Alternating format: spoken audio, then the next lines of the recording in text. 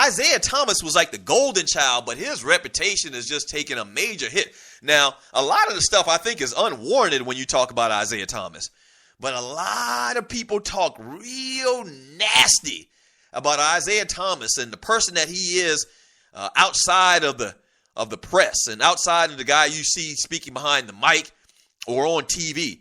Isaiah Thomas, to me, is right behind Magic Johnson. He's probably the best point guard that I've seen in my lifetime. I mean, I can't think of any more. Now, these young boys are, making their bid to surpass him in what they do, but these young boys don't have the rings, and I'm talking about Russell Westbrook, and I'm talking about Rajon Rondo. It's a crop of great Derrick Rose. It's a crop of great young point guards in the NBA right now. There is. But they got a long way to go to do the things that Isaiah Thomas did in the NBA. I mean, a long way. Isaiah was that dude. And if you saw the 30 for 30 on the Bad Boys, it kind of like brings you back to how great Isaiah was. Isaiah was that dude. And you talk about little guys, and that's kind of been a theme the last couple of days on this show, little guys in sports.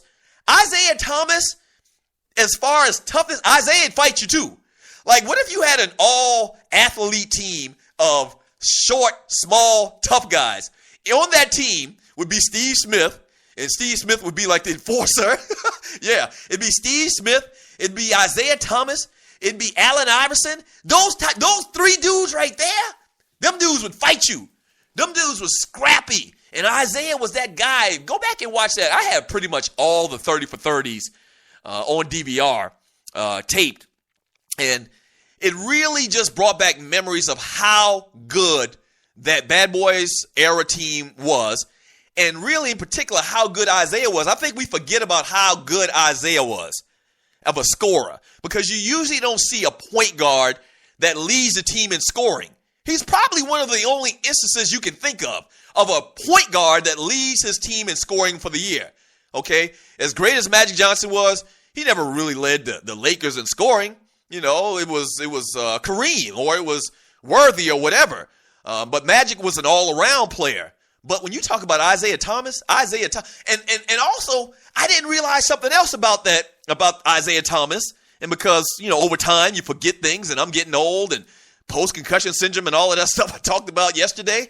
But Isaiah Thomas was a fantastic athlete. They showed a clip on there, and Isaiah like two-hand dunked over somebody's back. Yes, Isaiah was a great athlete, and I think he tore his Achilles at the end of his career, and that was the end of his career. But Isaiah Thomas wasn't just a great technical basketball player. Isaiah Thomas was much more of an athlete, more so early in his career, than I think we give him credit for. Google Isaiah Thomas two-hand dunk, and I'm pretty sure it'll come up on YouTube. Isaiah was that dude, but right now, his reputation is mud, and I disagree with a lot of it. I think the circumstances that lead to a lot of that, you're listening to the Doug Stewart Show, but his reputation is mud. I'd love to have Isaiah on this show, and my assistant producers, let's get on that.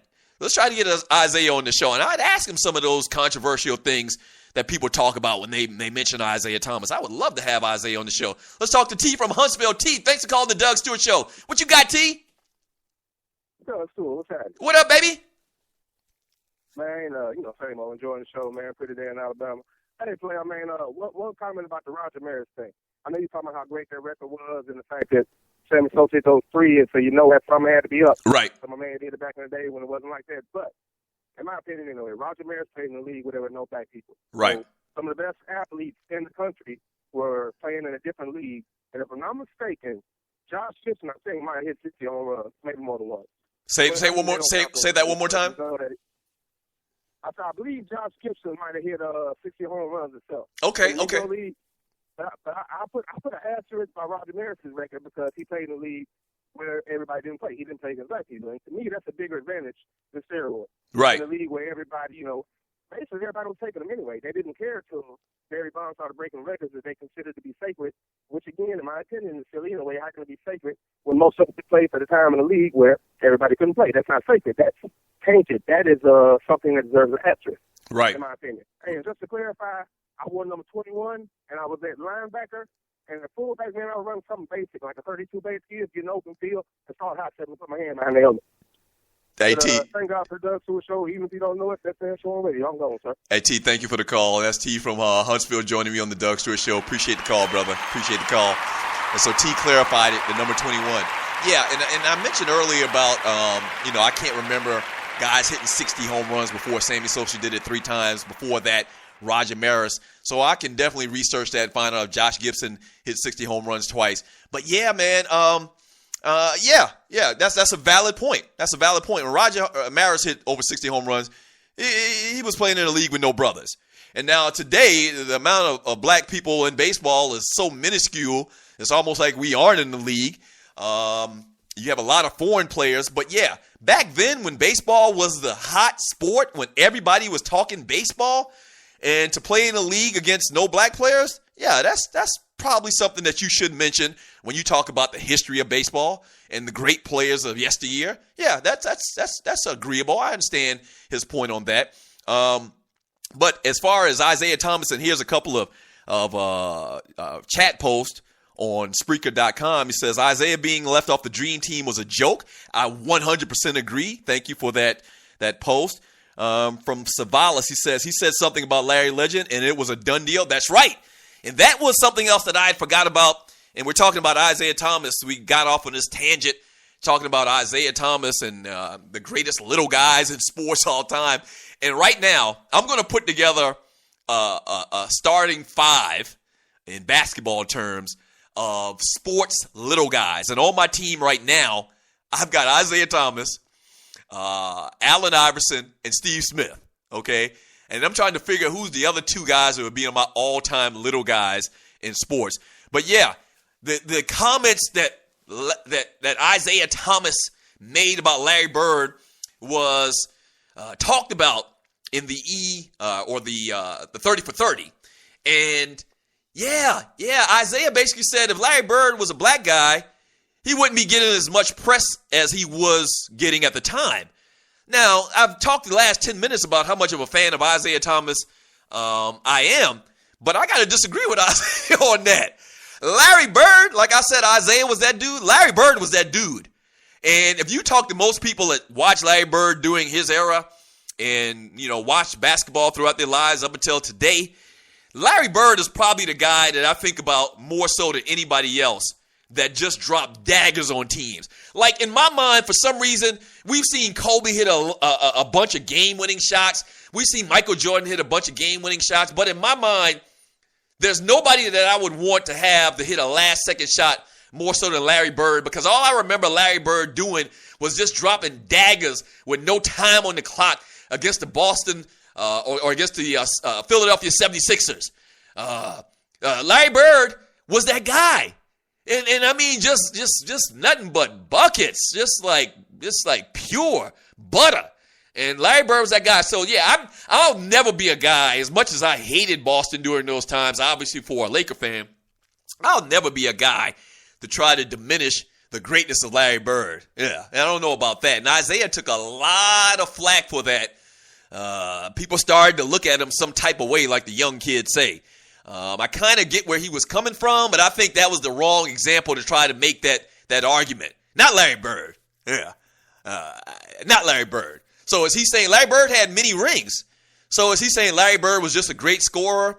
Larry Bird wasn't a great defensive player. I mean, you'd have to put Larry Bird ahead of an Alex English or a Bernard King, like some guys I mentioned earlier, because of his accomplishments on the court.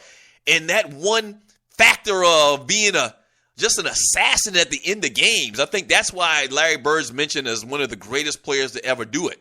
And then when you win rings for Boston, and let's be honest, in this era, you're a white guy just dominating brothers. They said Larry Bird used to just talk so much cash-ish. Like Larry Bird was one of the greatest trash talkers in the history of trash talkers, allegedly. Yes. So everybody you can think of just got mad respect for Larry Bird. Isaiah went probably too far on that. I will say that. I think he went a little bit too far in those comments. But should Isaiah Thomas have been persecuted and diminished as far as his legacy in basketball because of those comments? I don't think so. And Isaiah's come out and basically tried to apologize and clarify what his statements were about that whole thing. But yeah, I mean, Isaiah is still a fantastic player in my time, but Larry Bird is not somebody that you need to put out there as being overhyped. I definitely don't agree with that. Yeah. This is the Doug Stewart Show, the funniest show on turf. Can you feel it? Are you not entertained? Yes! Are you not entertained? Yes! Oh, I love this. I was born to do this. Yes! Yes! Yes. Love talking about these sports. Love talking about these sports with my peoples. And, yeah, I love the fact that you passed the word on the most fun, the most interesting, the most interactive sports talk show in America. That's what we're doing around here on the Doug Stewart Show. Got to thank my family in helping me produce this show and put it out there. The Tree of Life, Tree Taylor. Thank you so much, Tree, for all that you do for your boy. Also to Wet in His Bed, Walter. Thank you so much, Walter, for everything that you do. I appreciate all of that. Thank you so much. Shouts out to my engineer and internet guru guy, Dwayne Masson. You doing big things, man. I mean, damn, you doing huge things. Thank you so much for all that you do. Listen, tell people about the show. Like I said, if we make the show grow each and every day, that's all I can ask for. And we're on a run right now. Every day that I look at the stats, more people listen that day than they did the day before. And that's all that I ask for. As we talk about these sports and we build this audience.